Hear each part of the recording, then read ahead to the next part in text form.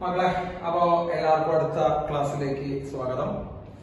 നമ്മള് കഴിഞ്ഞ ക്ലാസ്സുകളില് properties of charge, അതുപോലെ ചാർജിങ് മെത്തേഡുകൾ, കുളംസ് ലോ വരെ നമ്മൾ കഴിഞ്ഞു. അപ്പോ ആ ക്ലാസ്സുകൾ കാണാത്തവർ എത്രയും പെട്ടെന്ന് അത് കാണാം, എന്നിട്ട് അത് നോട്ട് എഴുതിയെടുത്ത് അത് പഠിക്കാൻ ശ്രമിക്കാം. ഓക്കെ, നമ്മൾ ഇനി അടുത്ത ഭാഗത്തിലേക്ക് നമ്മൾ കടക്കുകയാണ്. പ്രോപ്പർട്ടീസ് ഓഫ് കുളം force. Properties of Coulomb force. Coulomb ഫോഴ്സിന്റെ പ്രോപ്പർട്ടീസ് എന്തൊക്കെയാണ് നമ്മൾ നോക്കാൻ പോവാണ്. നമ്മൾ ഇതിലെ കുറച്ച് പ്രോപ്പർട്ടീസ് അറിഞ്ഞാലാണ് Coulomb ഫോഴ്സ് വെച്ചിട്ടുള്ള പ്രോബ്ലം നമുക്ക് എന്ത് ചെയ്യാൻ പറ്റുള്ളൂ മക്കളെ, ചെയ്യാൻ പറ്റുള്ളൂ. അപ്പോ പ്രോബ്ലം ചെയ്യാൻ വേണ്ടി നമുക്ക് ഇതിന്റെ കുറച്ച് പ്രോപ്പർട്ടീസ് വളരെയധികം ആവശ്യമാണ്. അപ്പൊ എല്ലാവരും പ്രോപ്പർട്ടീസ് ഒന്ന് ശ്രദ്ധിച്ച് ഇരിക്കണം. ഓക്കെ, അതിൽ നമുക്ക് ഫസ്റ്റ് പ്രോപ്പർട്ടി പറയാം. ഫസ്റ്റ് പ്രോപ്പർട്ടി, ഫോഴ്സിന്റെ ഫസ്റ്റ് പ്രോപ്പർട്ടി അതൊരു കൺസർവേറ്റീവ് ഫോഴ്സ് ആണ്. ഫസ്റ്റ് പ്രോപ്പർട്ടി ഞാൻ പറഞ്ഞു, നിങ്ങൾ അതിന് മുന്നിലേക്കുണ്ടോ മക്കളെ? കൺസർവേറ്റീവ് ഫോഴ്സ് എന്നാണ് കുളം ഫോഴ്സ് പറയപ്പെടുന്നത്. അല്ലെങ്കിൽ കുളം ഫോഴ്സ് ഒരു കൺസർവേറ്റീവ് ഫോഴ്സ് ആണ്. കൺസർവേറ്റീവ് ഫോഴ്സ് എന്താണെന്ന് നിങ്ങൾ പ്ലസ് വണ്ണില് പഠിച്ചിട്ടുണ്ടാവും. പ്ലസ് വണ്ണില് വർക്ക് പവർ എനർജി എന്ന് പറഞ്ഞ ചാപ്റ്ററിലാണ് നമുക്ക് കൺസർവേറ്റീവ് ഫോഴ്സ് പഠിച്ചിട്ടുണ്ടാവുക. എന്ന് പറഞ്ഞു കഴിഞ്ഞാൽ കൺസർവേറ്റീവ് ഫോഴ്സ് എന്ന് പറഞ്ഞാൽ എന്താണ് നമ്മുടെ, അതായത് ഒരു ഫോഴ്സ് ചെയ്യുന്ന വർക്ക് പാത്തിനെ ഡിപ്പെൻഡ് ചെയ്യുന്നില്ല. ഒരു ഫോഴ്സ് ചെയ്യുന്ന വർക്ക് പാത്തിനെ ഡിപ്പെൻഡ് ചെയ്യുന്നില്ല, പകരം ഇനീഷ്യലും ഫൈനൽ പോയിന്റുകളെ മാത്രമേ ഡിപ്പെൻഡ് ചെയ്യുന്നുള്ളൂ എങ്കിൽ നമ്മൾ അതിനെ എന്ത് വിളിക്കും? കൺസർവേറ്റീവ് ഫോഴ്സ് എന്ന് വിളിക്കും. പ്ലസ് വണ്ണിൽ പഠിച്ചിട്ടുള്ള ഓർമ്മിക്കണം.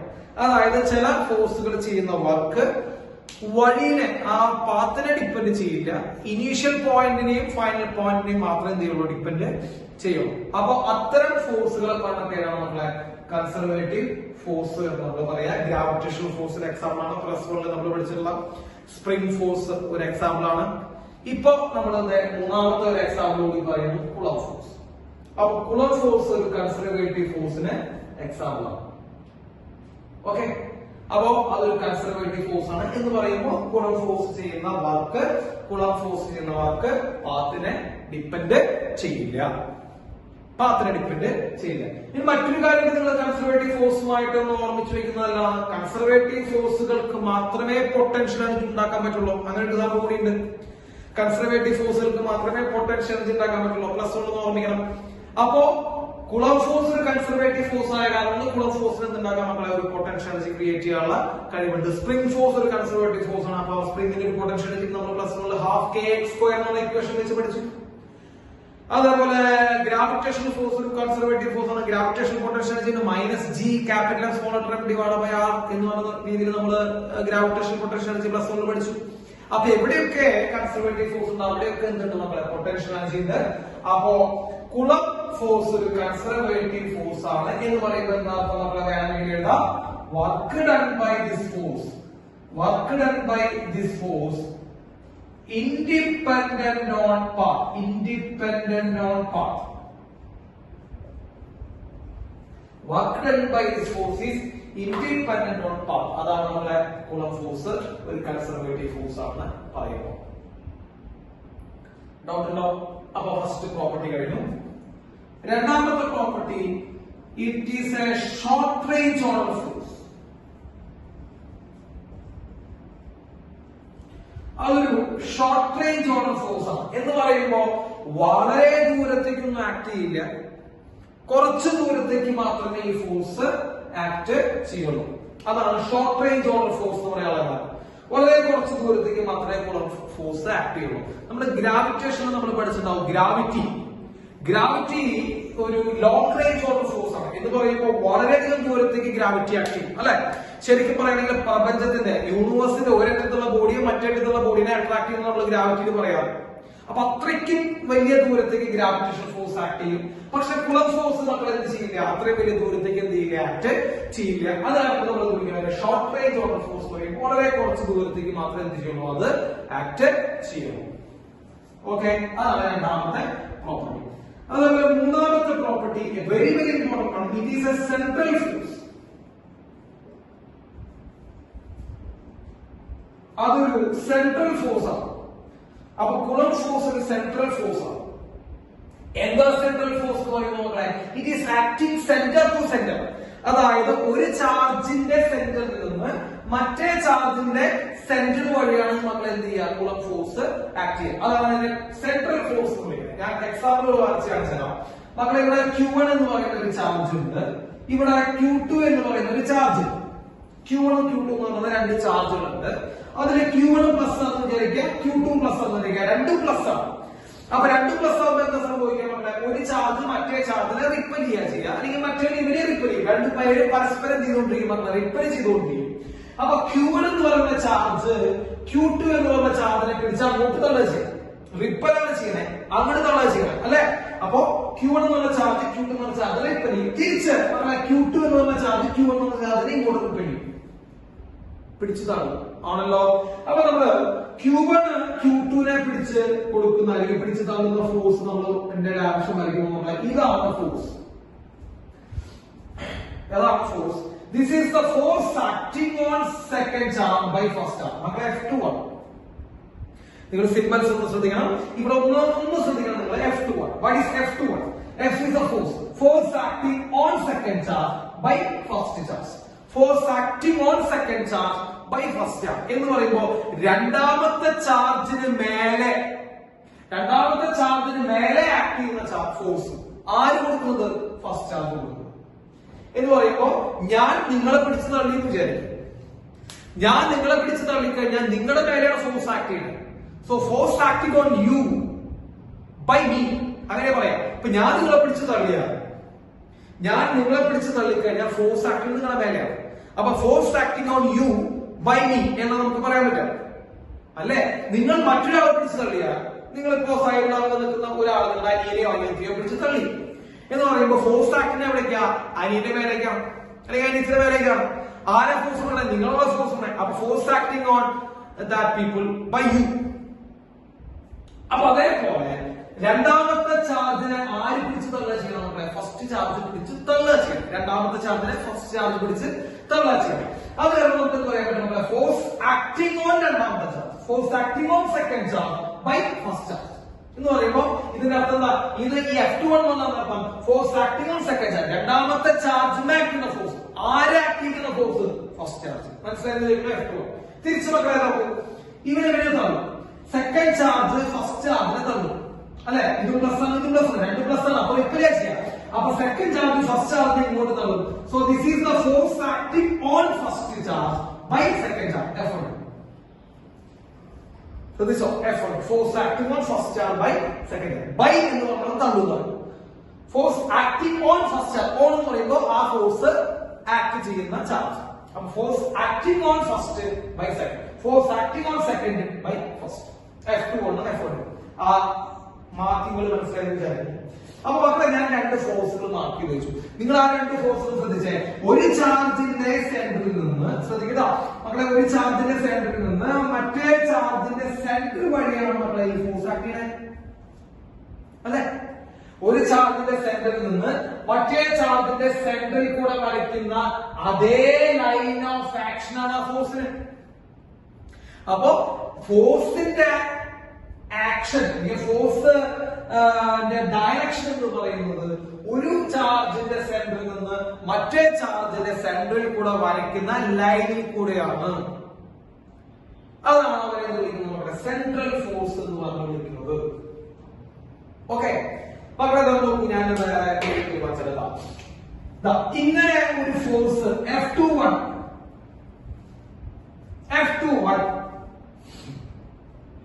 ഇങ്ങനെ ആക്ട് ചെയ്യുമോ എന്ന് ചോദിച്ചാൽ നമ്മൾ എന്താ പറയാ? ഇങ്ങനെ ആക്ട് ചെയ്യില്ല എന്ന് പറയാം. കാരണം എന്താ മക്കളെ? ഫസ്റ്റ് ചാർജ് ഇവിടെയാണ്, സെക്കൻഡ് ചാർജ് ഇവിടെയാണ്. ഫസ്റ്റ് ചാർജും സെക്കൻഡ് ചാർജും നമ്മൾ വരയ്ക്കുന്ന ലൈൻ അതിൽ കൂടെയാണോ ഈ F21 മാർക്ക് വെച്ചാൽ? അതിൽ കൂടെയാണോ ഈ F21 മാർക്ക് വെച്ചാൽ? അല്ലല്ലോ, അല്ല. അപ്പൊ F21 എന്നുള്ള ഫോഴ്സ് ഇങ്ങനെ ആക്ട് ചെയ്യാൻ പറ്റില്ല. അപ്പോ രണ്ട് ചാർജുകൾ തമ്മിലുള്ള ഫോഴ്സ് ആക്ട് ചെയ്യുന്നതിന്റെ ഡയറക്ഷൻ എന്ന് പറയുന്നത് ഒരു ചാർജിന്റെ സെന്ററിൽ നിന്ന് മറ്റേ ചാർജിന്റെ സെന്ററിൽ കൂടെ വരയ്ക്കുന്ന ലൈനിൽ കൂടെയാണ് എന്ത് ചെയ്യാൻ മക്കളെ? ഫോഴ്സ് ആക്ട് ചെയ്യുക. അതാണ് സെൻട്രൽ ഫോഴ്സ് എന്ന് പറയുന്നത്. വെരി ഇമ്പോർട്ടന്റ് മക്കളെ. ഇവിടെ ഇങ്ങനൊരു ഫോഴ്സ് വേണമെങ്കിൽ ഈ റെഡ് കളർ മാർക്ക് ചെയ്യുന്ന രീതിയിൽ ഒരു ഫോഴ്സ് മക്കളെ റെഡ് കളർ മാർക്ക് ചെയ്ത അതേ ലൈൻ എന്തുകൊണ്ട് മക്കളെ ഒരു ചാർജ് ഇപ്പൊ Q3 എന്ന് പറയുന്ന ചാർജ് അവിടെ ഉണ്ടെന്ന് വിചാരിക്കാം. അപ്പോ Q3 എന്ന് പറയുന്ന ചാർജ് അവിടെ ഉണ്ടെങ്കിൽ Q3 എന്ന് പറയുന്ന ചാർജ് മക്കളെ ഈ ലൈനിൽ കൂടെ കൊടുക്കാം, ഫോഴ്സ് കൊടുക്കാം. അപ്പൊ പക്ഷെ ഇതിന്റെ പേര് പറയുമ്പോൾ F23 force acting on second charge by ആര് കൊടുക്കുന്നു മക്കളെ 3 മൂന്നാമത്തെ ചാർജ് F23. അപ്പൊ F23 എന്നുള്ള ഫോഴ്സ് ഈ വഴി ഇവിടെ പോസിബിൾ ആണ്. കാരണം ഈ രണ്ട് ചാർജുകൾ തമ്മിൽ വരയ്ക്കുന്ന ലൈനിൽ കൂടെയാണ് ഈ ഫോഴ്സ് ആക്ട് ചെയ്യുന്നത്. സോ ഫോഴ്സ് എപ്പോഴും രണ്ട് ചാർജിൽ കൂടെ വരയ്ക്കുന്ന ലൈനിൽ കൂടെയാണ് ആക്ട് ചെയ്യുക.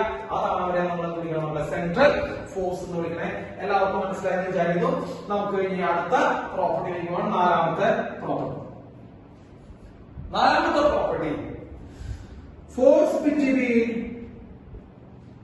To charges must be independent of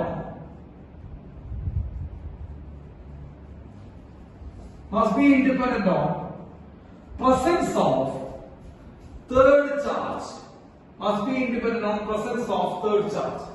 അപ്പോ രണ്ട് ചാർജുകൾ തമ്മിലുണ്ടാകുന്ന ഫോഴ്സ് മക്കളെ മൂന്നാമതൊരു ചാർജിന്റെ പ്രസൻസിനെ ഡിപ്പെൻഡ് ചെയ്യുന്നില്ല. ഇത് ഒന്ന് ശ്രദ്ധിക്കണം. രണ്ട് ചാർജുകൾ തമ്മിലുള്ള ഫോഴ്സ് മൂന്നാമത്തെ ചാർജിന്റെ പ്രസൻസിനെ ഡിപ്പെൻഡ് ചെയ്യുന്നില്ല. ഓക്കെ എന്ന് പറഞ്ഞത് ഞാൻ ഒന്ന് എക്സ്പ്ലെയിൻ ചെയ്ത് തരാം. അതിന് ചെറിയൊരു കൺഫ്യൂഷൻ ഉള്ളതൊക്കെ ഞാൻ എക്സ്പ്ലെയിൻ ചെയ്ത് തരാം. അതായത് ഇപ്പോ Q1 Q2 എന്ന് പറയുന്ന രണ്ട് ചാർജുകളുണ്ട്. Q1 Q2 എന്ന് പറയുന്ന രണ്ട് ചാർജ് നോക്കാം. ഞാൻ ഫസ്റ്റത്തെ രണ്ടാമത്തെ മൂന്നാമത്തെ പോയിന്റ് ഒന്ന് മാറ്റിയാണ്.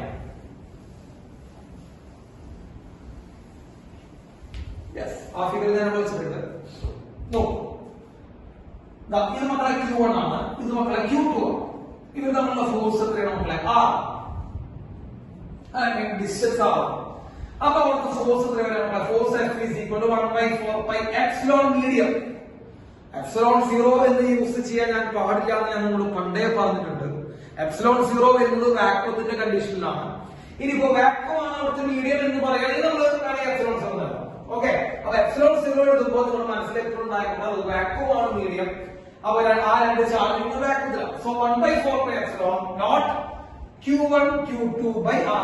നമ്മൾ ഇന്നലെ പഠിപ്പിച്ച ക്ലാസ്സിലോ മക്കളെ ഇന്നലത്തെ വീഡിയോ കാണാതെയും ഇന്നലത്തെ ക്ലാസ് കാണാതെ പഠിക്കാതെ ഈ ക്ലാസ് കാണരുത്.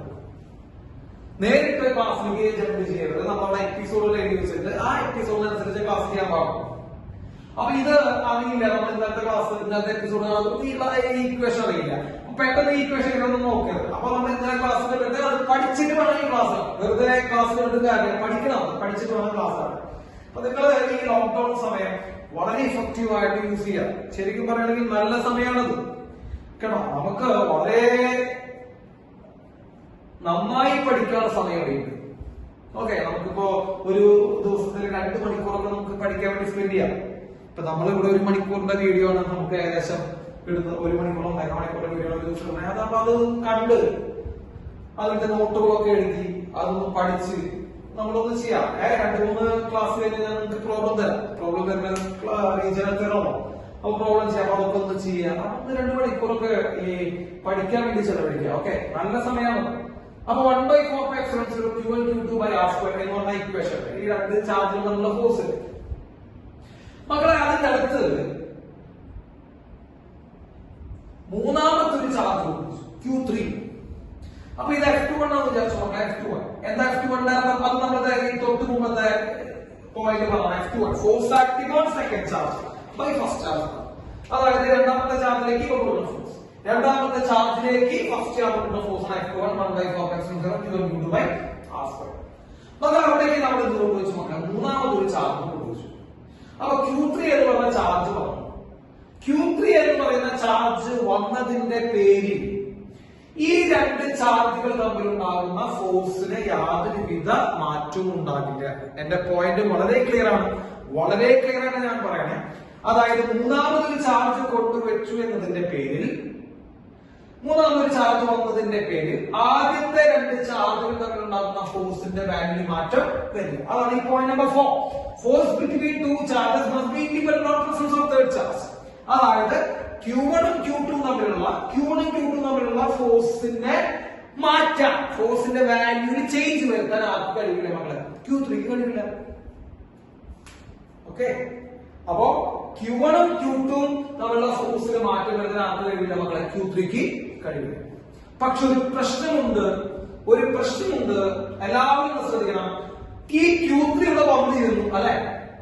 Q3 വന്നിരുന്നതിന്റെ പേര് വേണമെങ്കിൽ ഈ Q3 എന്ത് കൊടുക്കാം മക്കളെ? Q2 മേലെ ഒരു ഫോഴ്സ് കൊടുക്കാം. എത്രയാ? 1 ഇത് നമുക്ക് R ഉണ്ടല്ലോ, 1/4π0 Q3 Q2/R12 അല്ലെ? അപ്പൊ Q3 എന്ന് പറയുന്ന ചാർജ് അവിടെ വന്നിരുന്നപ്പോ ഈ Q3 എന്ന് പറയുന്ന ചാർജിന് വേണമെങ്കിൽ ഒരു ഫോഴ്സ് ആരുടെ മേലെ കൊടുക്കാം മക്കളെ? Q2 എന്ന് പറയുന്ന ചാർജിന് മേലെ കൊടുക്കാം. അത് 1/4π0 Q3 productive charge Q3 Q2/R12. അപ്പൊ Q3 Q2 തമ്മിലുള്ള ഫോഴ്സിന് Q1 ഡിപെൻഡ് ചെയ്യുന്നുണ്ടോ? ഇല്ല. അതിന്റെ പോയിന്റ് Q1 ഉം Q2 തമ്മിലുള്ള ഫോഴ്സുകളുടെ Q3 ഡിപെൻഡ് ചെയ്യില്ല. Q3 Q2 തമ്മിലുള്ള ഫോഴ്സുകളെ തിരിച്ചാലും ഡിപെൻഡ് ചെയ്യില്ല മക്കളെ? Q1 ഡിപെൻഡ് ചെയ്യില്ല. അപ്പൊ രണ്ടുപേര് തമ്മിലുള്ള ഫോഴ്സ് അവർ ഇന്റേണൽ ആയിട്ടുള്ള കാര്യങ്ങളാണ്. അവരിൽ ആരും എന്ത് ചെയ്യില്ല? നമ്മള് ഡിപെൻഡ് ചെയ്യില്ല. അപ്പൊ രണ്ട് ചാർജുകൾ തമ്മിലുള്ള ഫോഴ്സ് അവർ രണ്ട് ചാർജുകളുടെ കാര്യങ്ങളാണ്. അത് മൂന്നാമത്തെ ഒരു ചാർജിന് റോളില്ല. അപ്പൊ Q1 Q2 തമ്മിലുള്ള ഫോഴ്സിന് Q3 റോളില്ല. Q3 Q2 തമ്മിലുള്ള ഫോഴ്സിന് Q1 റോളില്ല. Q3 Q1 തമ്മിലുള്ള ഫോഴ്സിന് Q2 റോളില്ല. മക്കളെ മൂന്ന് ചാർജ് ഉണ്ട്, പല ടൈപ്പ് ഫോഴ്സ് ഉണ്ടാവുന്നത്. അപ്പൊ ഇവര് തമ്മിലുള്ള ഫോഴ്സിന് ഇവന് റോളില്ല, ഇവര് തമ്മിലുള്ള ഫോഴ്സിന് ഇവന് റോളില്ല, ഇവര് തമ്മിലുള്ള ഫോഴ്സിന് ഇവന് റോളില്ല. അപ്പൊ രണ്ട് ചാർജുകൾ തമ്മിലുള്ള ഫോഴ്സിന് മൂന്നാമതൊരു ചാർജിന് റോള് ഇല്ല. അതാണ് നാലാമത്തെ പ്രോപ്പർട്ടി. അഞ്ചാമത്തെ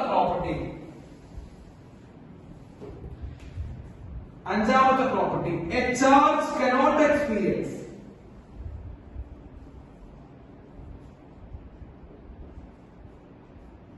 force by itself.